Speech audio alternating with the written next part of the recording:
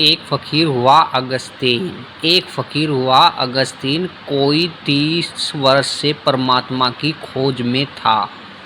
भूखा और प्यासा, रोता और चिल्लाता और प्रार्थना करता, एक क्षण का विश्राम न लेता। जीवन का कोई भरोसा नहीं है। परमात्मा को पा लेना है तो सब भांति के उपाय उसने किए। बूढ़ा हो गया था, थक गया था। परमात्मा की कोई प्राप्ति नहीं हुई थी। कोई दूर परमात्मा निकट नहीं आया। बुढ़ापा निकट आ रहा था। मौत करीब आ रही थी। उतने ही प्राण और चिंतित होते जाते थे। एक दिन सुबह सुबह ही रात भर रोकर भगवान से प्रार्थना करता रहा कि कब मुझे दर्शन दोगे। सुबह उठा और नदी के समुद्र के किनारे घूमने चला गया। सूरज उगने को था। किनारा एकांत था। समुद्र का कोई भी वहाँ नहीं था। थोड़ी दूर चलने पर एक छोटा सा बच्चा उसे खड़ा हुआ दिखाई पड़ा। एक चट्टान के पास बहुत चिंतित, बहुत परेशान वह बच्चा था। अगस्तीन ने पूछा, तू किस लिए इतना परेशान है और इतने सुबह सुबह इस अकेले समुद्र के किनारे क्यों चला आया? उस बच्चे ने अपने कंधे पर एक झोली टांग रखी थी।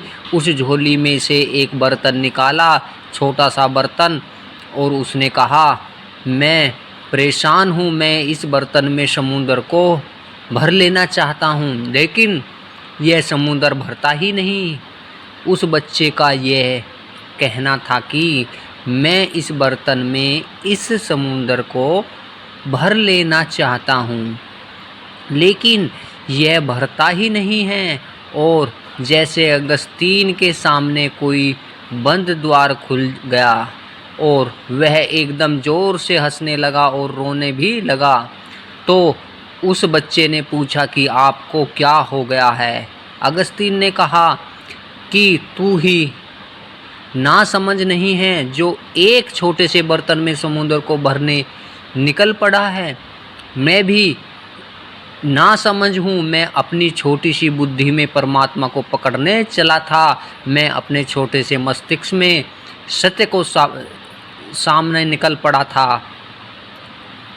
अगर तू ना समझ है तो मैं और भी ज़्यादा ना समझ हूँ। समुद्र की तो फिर भी सीमा है, और हो सकता है किसी बड़ी प्याली में समुद्र बन भी जाए।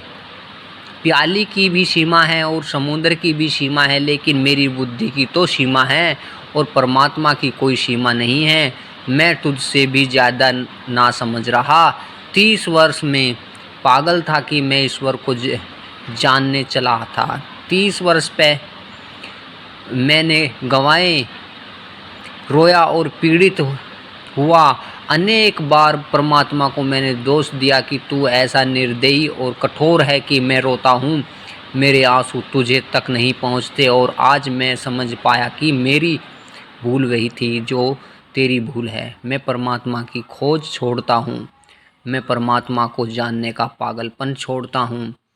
वह नाचता हुआ वापस लौट आया अपने आश्रम में। वहाँ के और सन्यासियों ने कहा, क्या तुम्हें परमात्मा मिल गया जो तुम आज खुश हो, जो कि 30 वर्षों से कभी मुस्कुराते नहीं देखे गए, आज नाचते हो? क्या तूने उसको पा लिया? क्या तुमने उसे जान लिया? अगस्तीन ने कहा, उसे तो मैंने नहीं पाया है, लेकिन अपने को खो दिया है। उसे तो मैंने नहीं जाना, लेकिन अपने जानने के पागलपन को मैं समझ गया। और जिस क्षण मैंने यह दौड़ छोड़ दी और जानने का यह भ्रम छोड़ दिया, उस क्षण मैंने पाया वह तो सामने ही था, वह तो सामने ही है। मैं भी तो वही हूँ। मैंने उसे कभी खोया ही नहीं था, लेकिन उसे खोजने और जानने के पागलपन में मैं पड़ गया था, और मैं इसी भूल में उसे खोए हुए था, जो कि अभी खोया हुआ नहीं था। अगस्तीन का जानने का ख्याल छूटा और उसने जान लिया। अज्ञान के लिए मैंने कहा है कि यह अज्ञान हमारे अहंकार की मृत्यु बन जाएगी।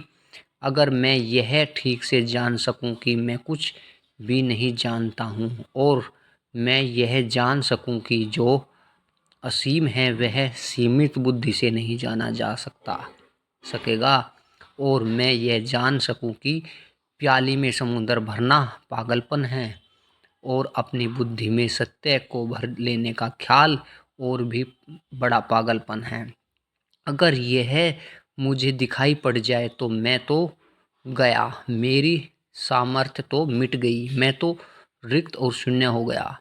और जिस क्षण कोई व्यक्ति उस स्थिति में पहुंच जाता है जहां उसे यह भी भ्रम नहीं रह जाता कि मैं जानता हूं, अज्ञान की न जानने की स्टेट ऑफ नॉट नोइंग में है, जबकि उसे कुछ भी प्रतीत नहीं होता कि मैं जानता हूँ, मैंने मन एकदम मौन और शांत हो जाता है। उसी शांति में जाना जाता है।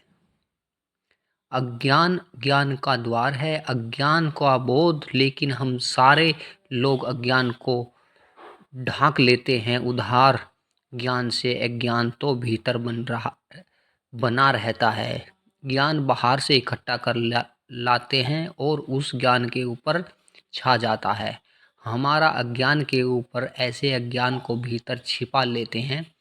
आप जानते हैं कि ईश्वर है, भीतर अगर झांकोगे तो पता चलेगा। नहीं जानते हो, लेकिन अगर बुद्धि से पूछोगे तो बुद्धि कहेगी कि हाँ ईश्वर तो है, किताबों में लिखा है, गुरु कहते हैं कि ऋषि मुनि कहते हैं ईश्वर है। जब तक कोई और कहता है ईश्वर है, तब तक आपके लिए ईश्वर नहीं है। जिस दिन आपके प्राण जानेंगे उसी दिन होगा, उसके पहले नहीं हो सकता। तो दोस्तों आज की वीडियो कैसी लगी है कमेंट करके बताइए। तो दोस्तों आज की वीडियो को यहीं समाप्त करते हैं। नेक्स्ट वीडियो में दोस्तों फिर मिलेंगे, तब तक के लिए जय हिंद, जय भारत, वंदे मातरम।